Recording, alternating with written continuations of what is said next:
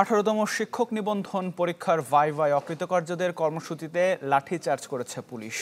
পরীক্ষায় বৈষম্য ও অনিয়মের অভিযোগ এনে জাতীয় প্রেসক্লাবের সামনে সড়ক অবরোধ করলে বাধা দেয় আইনশৃঙ্খলা বাহিনী। জলকামান ও সাউন্ড গ্রেনেড ছুড়ে আন্দোলনকারীদের ছত্রভঙ্গ করতে সে সময় পাল্টাপাল্টি ধাওয়ায় উত্তপ্ত হয়ে ওঠে আশপাশের এলাকা।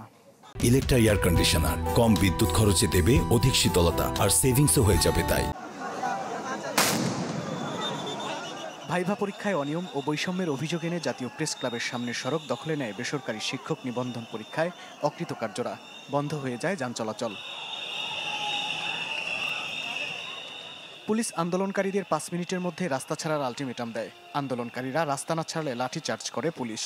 নিক্ষেপ করা হয় জলকামান ও সাউন্ড গ্রেনেড। কয়েক দফায় চলে ধাওয়া পাল্টা ধাওয়া। এনটিআরসি আমাদের উপরে যথেষ্ট বৈষম্য করছে। আমরা এখানে যারা আছি আমরা আশা করছি আমরা 70% উপর আমরা নাম্বার পাবো, কিন্তু কেন যেন এনটিআরসি আমাদের প্রতি বৈষম্য করছে আমরা সেটা জানি না। শুধু একটাই দাবি, আমরা আমাদের সনদটা চাই। শুধুমাত্র এনটিআরসি আমাদের চাকরি দিচ্ছে না, আমরা শুধুমাত্র আমাদের মার্কসটা দেখতে চাই। প্রধান উপদেষ্টার কাছে আমাদের অনুরোধ যেন আমাদের ন্যায্য দাবিটা মেনে নেয়। এক পর্যায়ে শান্ত হয় পরিবেশ, শুরু হয় যান চলাচল।